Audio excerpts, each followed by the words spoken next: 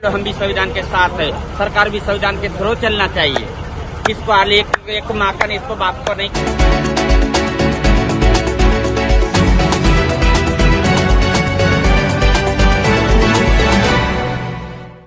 तृतीयपंथींना ST bus प्रवासात सवलत नसल्याने बसमध्ये झाला राडा।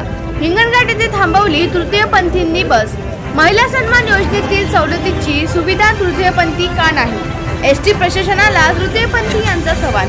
वर्ध्याच्या हिंगणघाट येथे बसमध्ये महिलांना मिळणारी सवलत मिळत नसल्याने तृतीयपंथींनी चांगलाच राडा घातलाय। महिलांना मिळणारी सवलत कायद्याने आम्हाला देखील मिळावी अशी मागणी करीत तृतीयपंथी यांनी हिंगणघाट शहरात चक्क एसटी बसच थांबवली। संविधानाने दिलेला अधिकार तृतीयपंथींना देखील देण्याची मागणी करण्यात आली। यावेळी बस थांबल्याने हिंगणघाटच्या संविधान चौकात वाहतूक कोंडी झाली। महिला सन्मान योजनेअंतर्गत ज्याप्रमाणे महिलांना एसटी बस प्रवासात तिकिटामध्ये 50% सवलतीची तरतूद आहे, तीच तरतूद तृतीयपंथी यांना मिळावी यासाठी एसटी बसमधून प्रवास करणाऱ्या तृतीयपंथी यांनी वाहकांशी वाद घातलाय। बसमध्ये महिलांचे कपडे परिधान करून असलेल्या तृतीयपंथींना तिकिटात सवलत दिली गेली नसल्याने बस थांबवण्यात आली। यावेळी चांगलाच वाद घालण्यात आला। कायद्यापुढे सर्व सन्मान असल्याने आम्हालाही हक्क मिळालाच पाहिजे अशी मागणी तृतीयपंथी यांनी लावून धरली। हिंगणघाट शहरातील संविधान चौक परिसरात बस थांबवण्यात आली। चंद्रपूर अमरावती बसमध्ये हिंगणघाट येथून वर्ध्याला जाण्यासाठी 12 तृतीयपंथी बसले होते।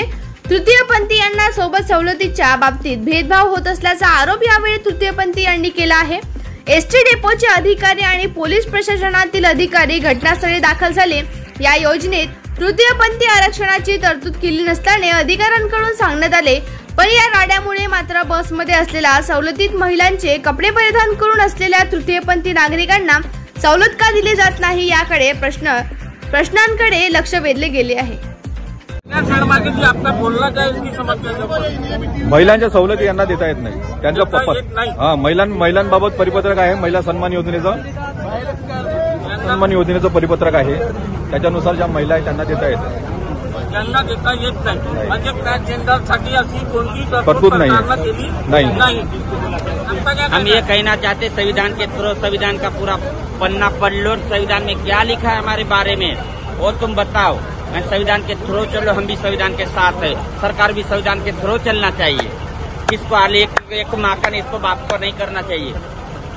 मैं राइट्स के अगेंस्ट तो कुछ नहीं बोलना चाहूंगी, बस इतना ही बोलना चाहूंगी हमारा जो राइट्स है 377, जिस तरह से आप लेडीज को लिए राइट्स देते हो, और ये पहली बात है महाराष्ट्र के लिए ही संविधान नहीं है, पूरे भारत के लिए 377 का इसलिए दिया गया है कि हम इक्वली